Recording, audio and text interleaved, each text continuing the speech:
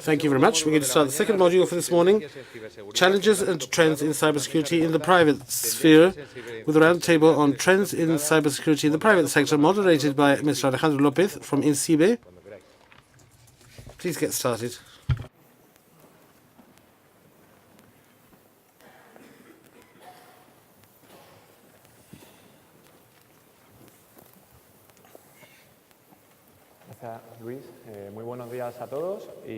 So good morning, ladies and gentlemen. Welcome to this round table.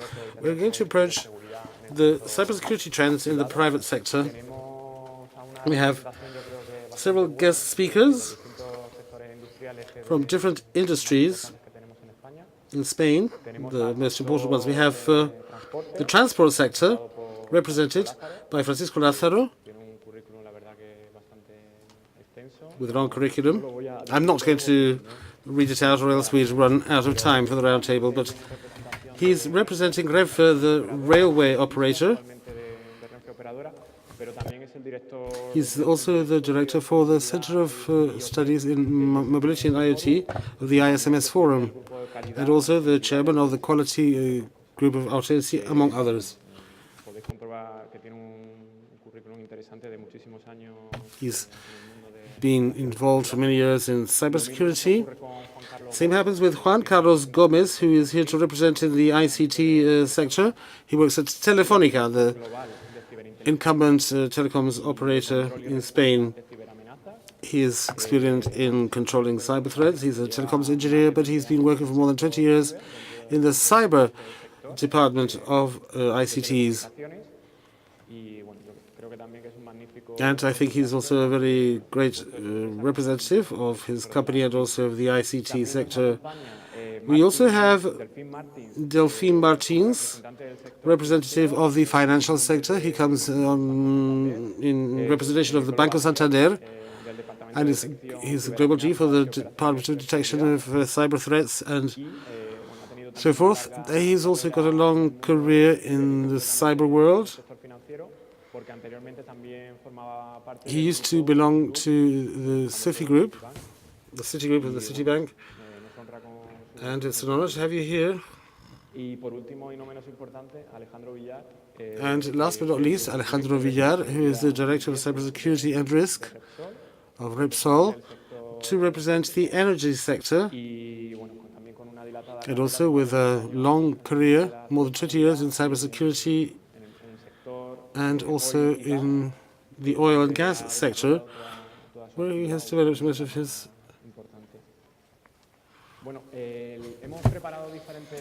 We prepared different topics to approach the challenges of cybersecurity in the private sector. And I'll bring forward a series of questions so you may tell us what you think is most important about cybersecurity in each one of your industries, which topics we think are interesting in order to engage in a discussion afterwards. The first is focused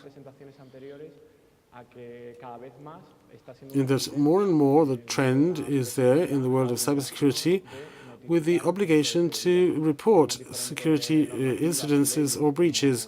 We have a set of laws and regulations that are asking for companies, when they suffer from a serious cybersecurity incident, to report it to the competent authorities. This is a law that has been in force for many years now, and a series of operators have been designated as critical for the 12 sectors that they have studied. But we also have the NIS directive that is going to soon be implemented and transposed into Spanish law, as well as other rules and regulations that are out there and will soon be implemented. We have some time to adapt.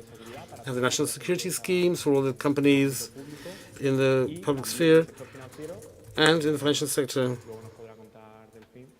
Delfim can tell us more about this. They have the obligation also to report to the European Central Bank any such breach. So let's start with you, Juan Carlos. All of this that we've said about the obligation of reporting security breaches, how does a company prepare, or what problems do you see in the fact that there are so many laws and so many different organizations that you have to report to when it comes to cybersecurity? Thank you very much. I'd like to thank the organizers for having me at this panel. If the goal of reporting cybersecurity incidents is to raise awareness and improve the response capacity, then it's a good goal, obviously. However, strict reporting procedure that is too formal, where you have to report a series of different organizations with different procedures and forms and different standards of what has to be reported or what has not to be reported, how many users have been affected or infected, or the geographical scope or whatnot. All of this is less than swift, less than expedient, or anything but expedient. And it would not meet the initial goal of improving our capacity to respond. I think there is a halfway house of sorts, which is communication or sharing information in order to make it easier and swifter to manage a situation of crisis or an incident that may affect different sectors and different industries. Based on a more informal level of communication, swifter, more technical perhaps, and especially based on a relationship of trust between the different stakeholders and not just on a legal mandatory framework. There are initiatives, as Alejandro said this morning, several initiatives at different levels, and I think this might be the right way in order for incident reporting not to become a crisis unto itself. So if you're trying to manage an incident, suddenly you become anxious because you are not reporting form this or form that in this time frame or whatever, and this is actually detracting from your capacity to respond to the actual incident. Paco, what about the railway sector? First, I would like to thank the organizers, ENISE, and all of you, of course, for attending. I don't know whether I are more resigned or more optimistic than my colleague here. The obligation is an obligation, and so it has to be complied with. From there on, what you have to be clear about is certain aspects. For instance, a guide has been published with all the regulations with any basic questions. I think that's the ones that we all ask ourselves. Why must we report? Because it's mandatory, but it's also good as a part of the commitment of the company with society. Whom do I report to? In which deadline? Which information must I report? Whom in the organization must be notified, or who actually does the reporting? All these are essential elements, and the organizations must have this clearly lined out before the incident. You cannot start deciding what to do in case of a fire when the fire breaks out. With regard to what you said, then we have different statuses. I have to notify, I have to do whatever is necessary. It's also important to see how all the different forces are going to coordinate. It has to be an essential team, a digital team, under the NIS directive, and you have to also belong to the civil service body. You need to make sure that the personal data are not violated, and it's also part of a political infrastructure. So in this case, you would have to report to at least 4 organizations. You have to be clear as to what you're going to report and how the different agencies are going to coordinate among themselves. For instance, in the case of guides or formats, both the CCN or the CNPIC have agreed to a standardized set of content which needs to be reported. Delfim. Quiero primero agradecer a la organización y pido disculpas por responder en inglés porque mi castellano no es lo suficientemente bueno para este público. Creo que desde una institución financiera que es global, la otra preocupación es de unificar las acciones en todo el planeta. estemos trabajando en Estados Unidos o España o donde fuere, hay que notificar cuando hay una brecha a todos los países y esto se convierte en un proceso muy complicado. Como decías tú, hay varias organizaciones ya en Europa y luego en Estados Unidos otras tantas, por no decir lo que sea. Y esto es una cara de la moneda. La otra cara es que la planificación, la organización, la clasificación de la gravedad de cada incidente, no todos los incidentes son reportados. ¿Cómo los clasificamos? No es cuestión de despertar al presidente de la empresa de noche y decirle, mira, ¿cómo hay que informarlo? ¿Cómo hay que reportarlo? Hay una obligación, pero antes de hacer las cosas hay que saber hacerlas bien, hay que tener una buena relación con el equipo interno para hacer las cosas bien. Hace falta mucha coordinación y si no hay un proceso bien definido para clasificar los eventos y a quién hay que reportar, y si además hay varios países implicados, cómo se coordina la acción en múltiples localizaciones, en múltiples países o incluso continentes. Alejandro, desde el punto de vista energético. Bueno, yo creo que mucho ya está dicho. I think that most of it has been said already, but I'd like to thank INCIBE for the invitation several years now. It's a pleasure to come here. La problemática de la The notificación. problem of reporting, Notificar es bueno, lo que tenemos. well, first of all, reporting is good, Pero la problemática que tenemos es identificar. but the problem is, how do we identify what we need to report? Many of the companies present and other companies that have participated at similar roundtables have worked the issue of reporting, statistics, benchmarking, Claro que cada uno mide la incidencia. and it's certain that each one of us may measure the incidents differently. Qué es lo que So first of all, we have to identify what needs to be reported. entre toda la legislación existente. Among all the existing legislation, it's clear that Directiva de privacidad. the Privacy Directive, of course, you have to be careful when you report with private data. The remainder of reporting, just to speak of essential services, the companies have more technological services supported on technologies that are not necessarily essential, and so we have to Tener claro qué cosas be clear as to what needs to be reported and what doesn't. es importante también. It's also important, Esto creo que hay que poner mucho. and I believe in this we have to insist a lot, Como puede ser REPSOL, con in a global company such as REPSOL with a global network, fundamental una supervisión global y centralizada. we have to have a global vision of security. Implementado los procedimientos de escalado de incidencias con las personas claves de quienes You have to bear in mind who is the key individual that needs to be reported and who knows what needs to be reported or not, and also work con administración, y yo creo que se está trabajando en distintos foros, with different administrations, different forums as to how to report, what to report. You have to be careful.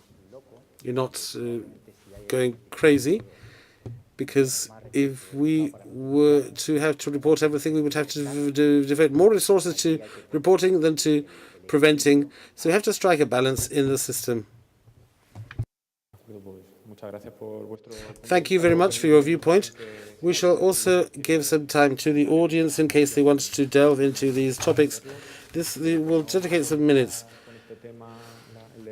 But in order not to get stuck with the discussion, I'd like to bring forward something that I believe that since the GDPR was announced as the NIS directive, I think that several forum discussions are approaching this. There are visions in favor and against, but I'd like to also know your viewpoints as to whether it would be good or recommendable to have more, or would it be legally acceptable, or do you believe there would be any problems in your companies if the CSO, would you need to have a CISO? This figure that has appeared with the GDPR, the CDPO, that's going to have to take charge of becoming the representative before the Data Protection Agency. Should these individuals, should one single person take care of both functions? Is it recommendable? There may be different ways of DPO. It could be a committee, it could be an individual, it could be internal, external. My personal opinion is yes, it could be the CISSO. Up until the date, I am the one in charge of protecting personal data. And when the DPO is appointed, I might actually be appointed myself and have more liabilities. I think it's good because we have segregated the auditing management of from security operation. We have this separated so there would be no incompatibility. And I believe that we could bring forward some very interesting knowledge on the protection environment and measures, together with all the privacy issues that we have to protect. So I do believe it could be the same individual, provided that the duties and functions are segregated according to different operations. Would such an individual be capable of approaching the demanding tasks required? Well, for better or for worse, I'm doing it myself. At the end of the day, it's confidential information. I mean, we have different regulations, but at the end of the day, protection is what it is, information is what it is on our customers, on our workers, or third-party information, or business information. But the concept of confidential information is the same, and the levels of protection and the measures of protection are common. It's true that then we have lots of provisions on rights and whatever, but it's a part of our work that we have to be aware of to properly implement the law. Alejandro? Well, these positions governed under the law, I am wary that they may become just lip service. We all are responsible for building security, and it's not the case that one individual is going to save the world or the company. In our case, we have not exactly defined a DPO yet. We have organized several options. It could be the figure under the CISO. We don't have a DPO defined yet, but we have something better than that for the time being. That is a very strong multidisciplinary teamwork with the aim of protecting data, personal data information, and troubleshooting any attacks. This team, this standing working team, will probably act as an internal DPO because they bring us the legal knowledge, the compliance knowledge, the risk knowledge, etc. And if the law asks us to have an appointed individual as a CISO, we'll have an individual appointed with such title, but in fact it will be the team to do the work in teamwork. En mi punto de vista, creo que son funciones separadas porque a veces el CISO y el DPO tienen el mismo objetivo de proteger la empresa, pero diferentes formas de abordar esta protección. El CISO quiere a lo mejor avanzar con tecnología que puede entrar en conflicto con los del DPO, que dice estos datos no se pueden ver o comprobar porque son privados, y puede ser difícil que ambas funciones las tenga que gestionar una misma persona. Pero en el caso de empresas globales también es más fácil tener a alguien que gestione todo el conocimiento de múltiples localizaciones, países, con múltiples requisitos.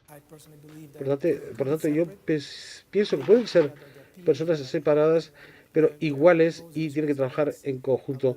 Pero sus papeles y responsabilidades son distintas. Y el principal objetivo es el mismo, pero la forma de alcanzar el objetivo puede ser muy diferente en un caso y otro.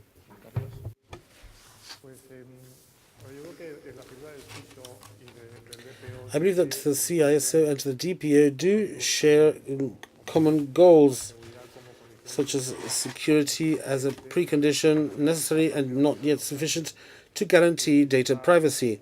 And the CISO is concerned with data security. So the DPO is for personal data and the CISO for the security in the company overall. To bring them to the two of them under one individual, to have a DPO CISO or a CISO DPO, that will depend on the culture and the size of the business.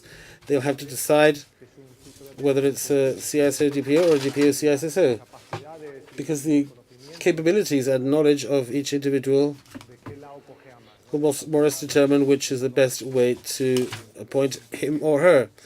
If someone has a strong profile in both, then things are better. In our company, it's segregated, and there is a total coordination among both of them, because, as I say, they have common goals, they have to work together, and so forth. Thank you, Juan Carlos. I would like to also ask another question. I think this has been addressed for a long time in different companies. However, it's something that in the last few years, I think, has been insisted upon, especially when security has taken on a more relevant role. And that is whether IT and OT security, or if we wish to extend it to other devices, such as IoT, or depending on each country or company, as in telecoms, it could be the communication centers themselves, which have had their own life trajectory in parallel to the information systems. Would it be interesting, or should it be the case that the companies could bring together the capabilities and information to be handled by the CISO or by the security team, and that one same team may be the one to coordinate both worlds, which up until now had been living in parallel dimensions and not even connected to one another? So there I would like to ask Delfim, in your viewpoint, I understand that in the financial sector it's not so habitual to have OT systems, but I'm certain they have other elements that are not joined to the IT system or processes or any other activity. What focus are you giving this? Are you trying to unite all the viewpoints of security in one single department or area? Or do you think there are some processes or activities or sectors that ought to have their own individual security? La forma en lo que lo abordamos en Santander es que tenemos un equipo global para la ciberseguridad. Es decir, su gobernanza de los procesos se coordina a través de una organización central, pero en los países o en cada una de las sucursales también tienen cierta propiedad hacia todo lo que tiene que ver con seguridad. Todo se basa en cómo se relacionan con el encaje corporativo. Si quieren ver alguna nueva oportunidad que tiene que proteger, tienen la autoridad de hacerlo. Solo pedimos que estén coordinados con el equipo corporativo, el ciberequipo global, y así que asegurarse que sea lo que se haga bueno para toda la empresa y no para un solo país. Este es un proceso de transformación para la empresa, el que despliegue este equipo global, ciberequipo, que gestiona toda la seguridad de la empresa, pero también con coordinación local a nivel de cada país según se vaya necesitando. Alejandro, in your case, I assume you have more OT elements. Well, our model is equivalent to what has just been said by Martin. We have a centralized governance model and a centralized operation across the company. In the specific area of OT,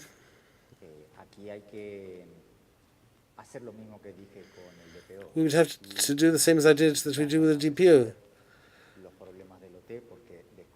Neither the security people are going to solve the problems of OT because they don't know how the plant performs, and the plant engineers don't know anything about cybersecurity. We do have the function of fostering and coordinating and training teams, setting goals,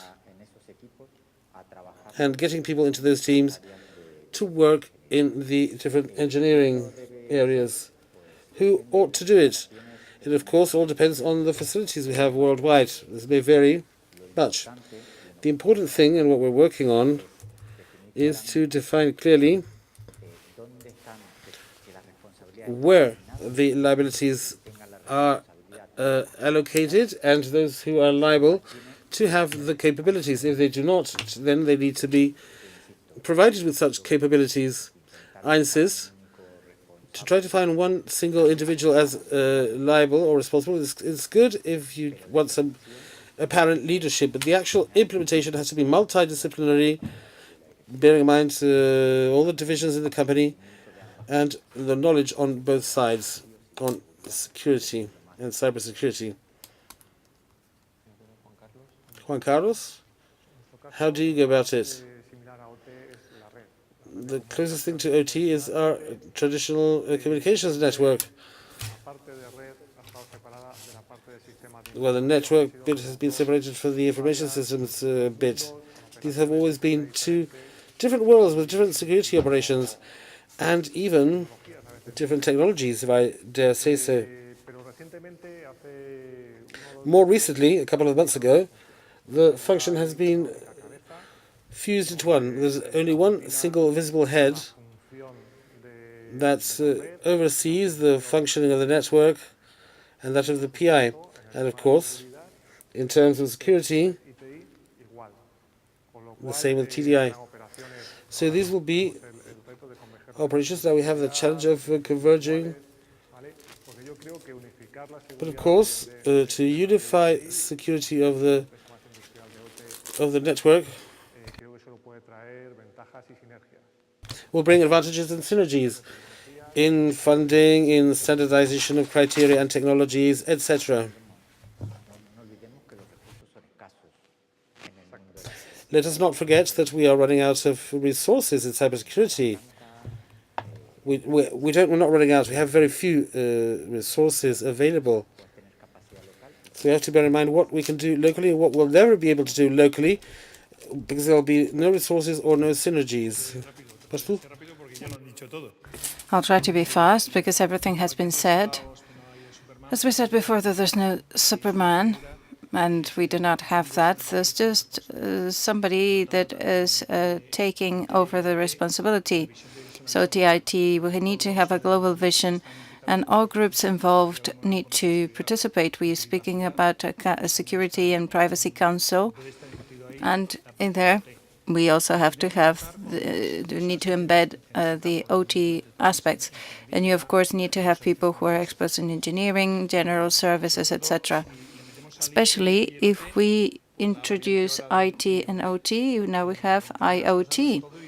So this is all and nothing. It's just the development, and it's everything because it tends to have a life of its own in each of the elements. For example, in the case of the railways, and we have some experience in France, of 20,000, 30,000 IoT sensors. So we really have to be aware of how systems work within a train and what you can do to protect it against threats that were not visible until recent times.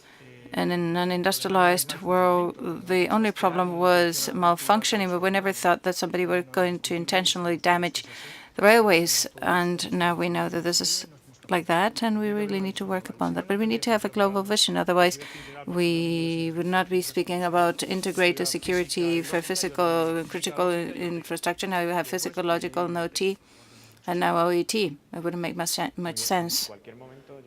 Okay, so we can give the floor to the audience if you want to take the floor. Before that, I'd like to ask you a final question that focuses more on how we have discussed from the beginning that we organize many events, and we are truly committed with trying to attract talent and find people who have the capacity. We have an entrepreneurship track as well running parallelly, and in order to focus on cybersecurity as a business. But I'd like to know from your perspective what the profiles are and the capacities and skills. And for example, we have now people listening to us who are trying to decide what kinds of skills and capacities they have to acquire to get a job in the future, what are these skills and capacities that they need to have that are on high demand right now, at least in your sector? Okay, so talent management is an important aspect. This was discussed already by some of the speakers, talent and the compensation for talent. I think that in Spain we are at risk because the payment for safety experts is not as good as it is in other parts of the world, so talent may migrate. What profiles we need for the future? I think that the technical, highly technical aspects related to cybersecurity is one of those areas, and this is going to be something that we will need in our companies. Other profiles, necessary profiles, are those that have to do with knowledge on cybersecurity, but they are capable of translating the threats into business risks. Business risks that generate confidence in our business. That is, decision enablers that translate threats to business language that does help us assess risk with process officers. And this goes, as I said, this is a range from technical profiles. And we need to have those technical profiles on board. And then we need to have a more managerial risk assessment, business language profile so that they are decision-making enablers. Okay, within that vision and trying to tackle talent, to attract talent, do you feel happy about the techniques that some big companies are using to incentivize these experts? If they identify a threat, then they are giving some kind of recognition to these experts, and this helps them with their systems. Yes, I think that compensation or retribution for those who help you through official channels and transparent channels, that's always a good thing. Big companies also work in the field of self-discovery. We need to look for our own weaknesses. So this is something that we could do internally, and we have to support this with the resources that instead of having those resources outside, we should have them inside our companies. Paco?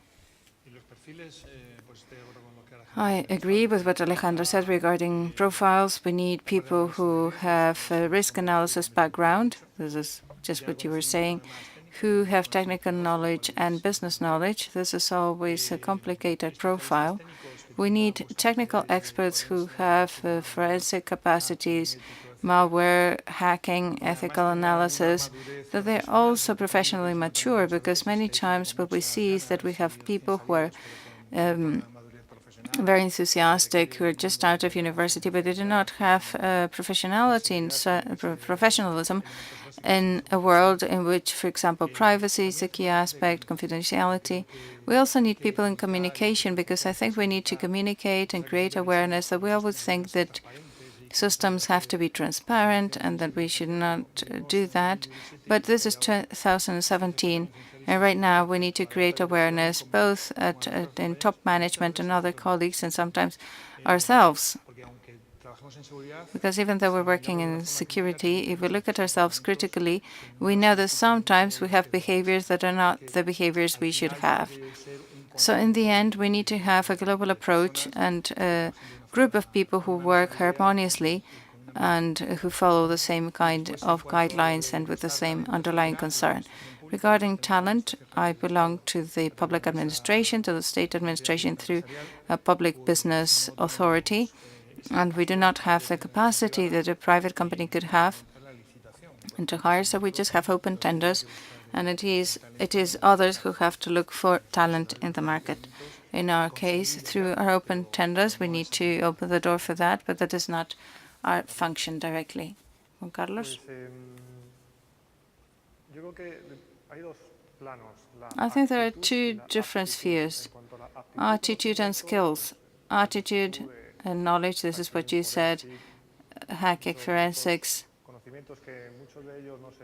Knowledge that's not taught at schools and universities. And then the attitude you were mentioning, maturity, and also the capacity for teamwork, the capacity to generate trust and confidence. Because many times we're speaking about confidential or delicate matters, and this is something that we need to take into account. And then talent acquisition.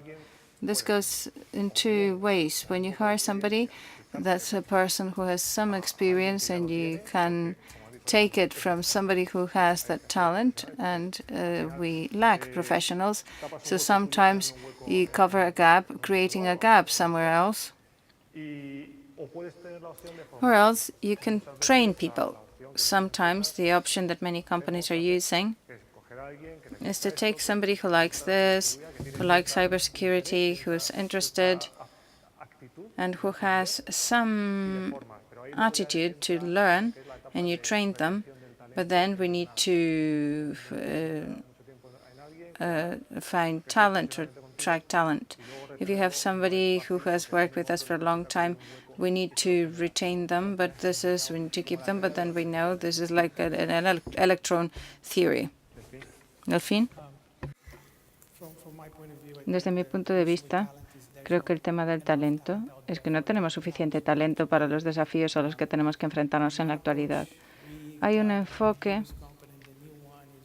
que se utiliza y que es trabajar con las universidades, con las escuelas, coordinar los programas que van a traer nuevo talento de las escuelas. Esto lo llevamos haciendo ya un tiempo y hemos trabajado así en el pasado y funciona muy bien porque hay muchas dificultades de encontrar talento y tenemos que esforzarnos en crear la siguiente generación de personas que necesitamos. Y el segundo enfoque que he visto que funciona es encontrar el talento dentro de la empresa, que puede que no...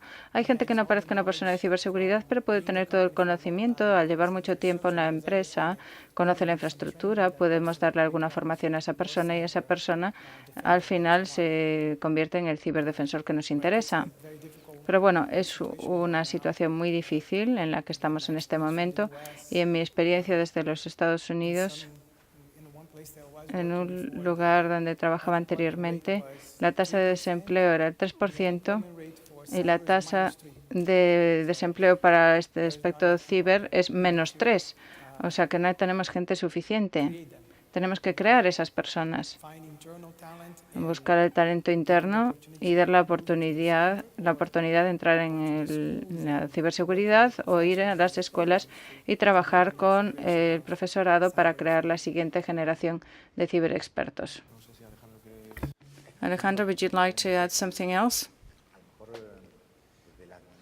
I think that maybe from the point of view of the administration, they should generate a school that's more formal and invest some resources to this, and that companies can work together with them and can get resources there. I know that there are some initiatives right now, but we should have a more formal approach, an official approach to this with the universities, with agreements between the administration and the companies, so that companies can go directly to support in training and then catch talent internally. There are many initiatives, but they might be scattered, and that's why we are not making much progress. So I think that the administration could help us out in organizing this better. And the administration can be an enabler for private and public institutions. Yes, for example, universities have many master-level studies, but they do not have degree courses. Okay, I think it's time to allow the audience to take the floor and ask questions if they want to. I see some people. I'm not sure we will have time. I don't think we'll have time for many questions. Please be brief. Hello, thank you for the presentations. And my question is about communication. Francisco has mentioned this when you were speaking about talent, because from my point of view, this is one of the most important challenges for companies. The technical side, and I think the companies present here in on the top of the rank, in terms of cybersecurity. But I'd like to know what you think about your companies in terms of being a poorly managed situation in terms of communication, and whether within the company you have a coordinating structure between communication, marketing, and security, both towards the inside and the outside.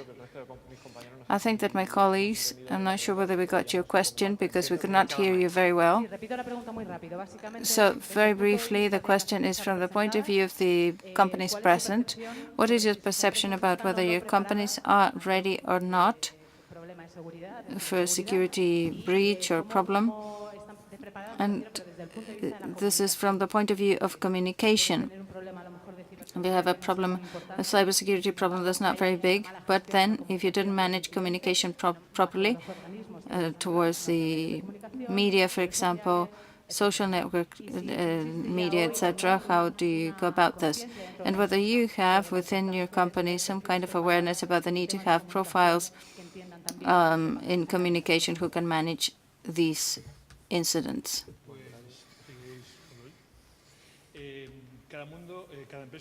Every company is a world in itself. But what is true is that most companies do have, as they have overcome many types of crises, they have cybersecurity and crisis management. When I was speaking about the Security Council, we also have communication people so that we do not make a problem bigger than what it is. Sometimes, if there's a security breach, we know that we're in a hyper-connected world with many surfaces, and we need to manage that too. But of course, that's something we have to work upon with INCIBE and with the INSS, that is advertised here a bit. We have cyber simulation of crisis management, where we have people from communication. And in INCIBE, in their exercises, there's a communication side, and it's been present throughout the years. And that element of involving communication, involving those who have to generate trust and confidence and being transparent. I think that we are ready. But if I say that, in 3 days we'll have a problem because we would feel at risk. I think that we all learned. If we didn't learn anything from the crisis of May 12th, then we missed something, because we learned from our processes. And I think that, well, are we totally ready? Not yet, and not yet is going to be our state for a while, for a long while. I think that we're better prepared than yesterday and less than tomorrow. We improve every day. The incident management department, I like to call it preparedness and prevention department, because if we're not prepared, then we cannot manage an entropy that always happens in a crisis. Regarding communication, obviously, you need to have people. You cannot have the phone number of the communication people. They have to be trained. They have to know what is expected from them in a crisis situation, and also to have some messages ready for known incidents. And this is an important aspect. Communication and incident management is one of the most important aspects. Sí, creo que es imposible decir que estamos preparados para todo. Tenemos que poner en marcha procesos para ayudar cuando algo ocurre y estar dispuestos a gestionar y no a intentar reinventar la rueda cuando empieza un incendio. Pero bueno, obviamente no estamos preparados al 100%. Es siempre un proceso. Y si el proceso funciona bien, entonces podremos gestionar algo cuando ocurra. Una última pregunta. One last question, but it has to be very brief because we're running out of time. Muchas gracias. Pregunta rápida. First question. ¿Creen ustedes que el PIA que habrá que hacer por obligación? Do you think that if we have... Can you hear me? ¿No me oyes? We can't hear you very well. We hear a lot of noise here. We cannot understand you clearly. We're sorry, but the speaker is not using the microphone, and we cannot interpret what he's saying. We apologize.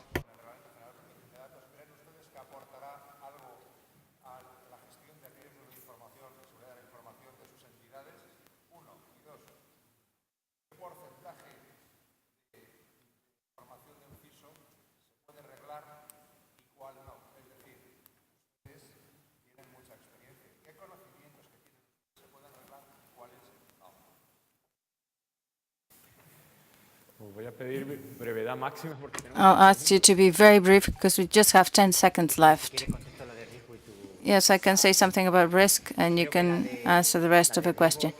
I think that this risk thing is going to help those who have worked in security, always work on risk assessment. We cannot have the same kind of approach, for example, and posters of human resources or whatever. So we need to have systems with personal data so that we can have better or higher or lower protection levels. And the second one, we don't have the time. I'm really sorry, but we've run out of time. Okay, so to conclude, because otherwise Luis is going to kick us out, thank you very much to you all, and thank you to the participants for your presence here and for sharing your opinions. I hope that this was interesting, and please enjoy the rest of the conference. Thank you.